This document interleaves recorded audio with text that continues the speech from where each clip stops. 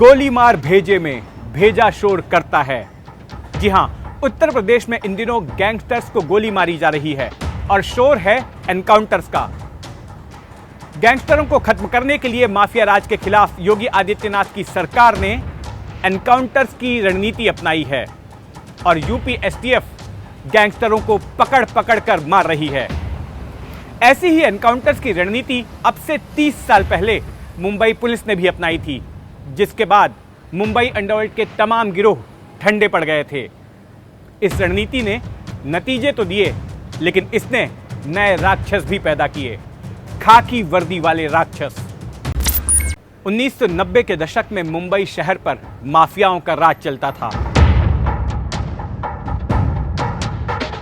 दाऊद इब्राहिम, छोटा राजन, अरुण गौली, अश्विन नाइक और अबू सलेम जैसे अंडरवर्ल्ड डॉन अपनी दहशत के बूते मुंबई में अपना काला कारोबार चलाते थे।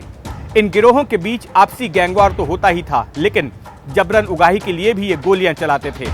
बिल्डर, कारोबारी, बार मालिक और फिल्मकारों को उगाही के लिए फोन किए जाते थे।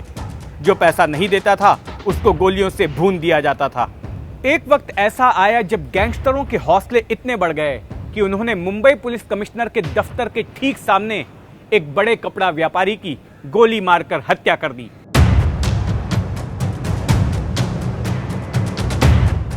गोलियों की गूंज कमिश्नर साहब के दफ्तर तक भी पहुंची। अदालती व्यवस्था अपराधियों पर लगाम कसने में नाकाम नजर आ रही थी। पुलिस अपराधियों को पकड़ती तो थी, लेकिन गवाहों को डरा धमकाकर और सबूत मिटाकर अपराधी छूट जाते थे और फिर खून खराबे में जुट जाते थे। 1995 के महाराष्ट्र विधानसभा चुनाव के बाद राज्य में शिवसेना बीजेपी की गठबंधन सरकार आई। इस सरकार में उप मुख्यमंत्री और गृह मंत्री बने गोपीनाथ मुंडे। अंडरवर्ल्ड से निपटने के लिए उन्होंने पुलिस को पूरी छूट दे दी और पुलिस अधिकारियों से कहा कि गैंगस्टरों के खात्मे के लिए उन्हें जो ठीक लगता है वो करें, लेकिन मुंबई को साफ करें हर हाल में। इसके बाद शुरू हो गया एनकाउंटर्स का सिलसिला। हर दूसरे दिन पुलिस किसी न किसी गिरोह के गैंगस्टर को तथाकथित एनकाउंटर में मार डालती थी। कुछ साल तो करीब 100 गैंगस्टर मार डाले गए।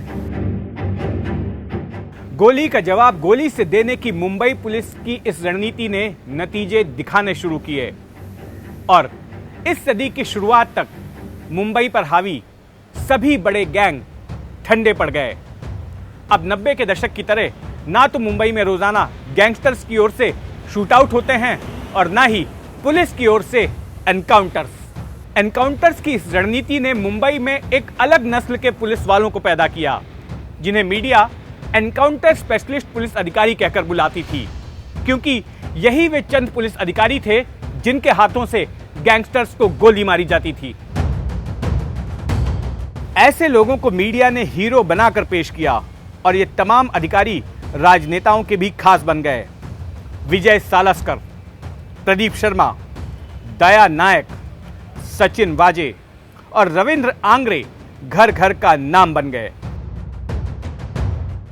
एनकाउंटर स्पेशलिस्ट पुलिस अधिकारियों ने अपराधियों को तो खत्म किया, लेकिन आगे चलकर एक एक करके ये खुद भी आपराधिक मामलों में फंसते चले गए। प्रदीप शर्मा को पहले अंडरवर्ल्ड से रिश्तों के आरोप में पुलिस फोर्स से बर्खास्त कर दिया गया और उसके बाद लखन भैया नाम के एक कथित गैंगस्टर के फर्जी एनकाउंटर मामले में उन्हें गिरफ्तार कर लिया गया।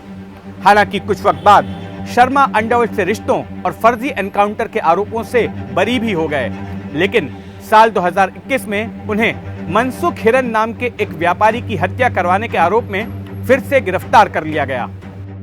किसी जमाने में प्रदीप शर्मा के दाहिने हाथ माने जाने वाले इंस्पेक्टर दया नायक का भी खूब नाम हुआ करता था। साल 2006 में दया नायक भी उस वक्त विवादों में फंस गए जब उन्होंने कर्नाटक में अपनी मां के नाम पर करोड़ों रुपए की लागत से एक स्कूल बनवाया। इसके बाद आय से ज्यादा संपत्ति के आरोप में उन्हें एंटी करप्शन ब्यूरो ने गिरफ्तार कर लिया। बाद में सबूतों के अभाव में दया नायक दोषमुक्त हो गए और फिर से एक बार पुलिस सेवा से जुड़ गए। प्रदीप शर्मा की ही टीम में सचिन वाजे नाम का भी एक एनकाउंटर स्पेशलिस्ट अधिकारी हुआ करता था। साल 2004 में उसे ख्वाजा यूनुस नाम के एक आरोपी की हिरासत में हत्या के आरोप में गिरफ्तार कर लिया गया। गिरफ्तारी के बाद उसे निलंबित कर दिया गया। इस बीच वो शिवसेना से जुड़ गया और 2020 में जब उद्धव ठाकरे की सरकार आई तो सचिन वाजे का निलंबन खत्म करके उसे वापस पुलिस सेवा में ले लिया गया। अगले ही साल मुकेश अंबानी के घर एंटीलिया के बाहर विस्फोटकों से भरी कार खड़ी करने के आरोप में एनआईए ने वाजे को गिरफ्तार कर लिया। एनकाउंटर स्पेशलिस्ट पुलिस अधिकारियों में इंस्पेक्टर रविंद्र आंग्रे का भी बड़ा नाम हुआ करता था। आंग्रे ने 52 कथित गैंगस्टर्स को मारा था, लेकिन साल 2008-9 में थाने के एक बिल्डर से जबरन उगाही की कोशिश के आरोप में आंग्रे को गिरफ्तार कर लिया गया। बाद में आंग्रे बरी हो गए, लेकिन 14 महीने उन्हें जेल में गुजारने पड़े।